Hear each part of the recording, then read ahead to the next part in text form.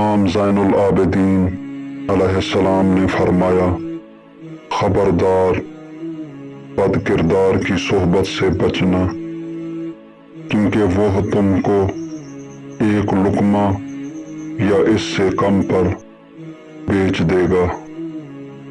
بے وقوف کی صحبت سے بچنا، کیونکہ وہ جب تم کو فائدہ پہنچانا چاہے گا تو نقصان پہنچا دے گا۔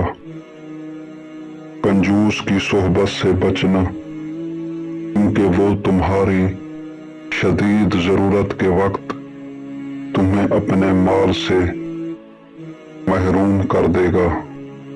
جھوٹے کی صحبت سے بچنا، کیونکہ وہ سراب کی طرح ہے، دور کو تمہارے قریب اور قریب کو دور کر دے گا۔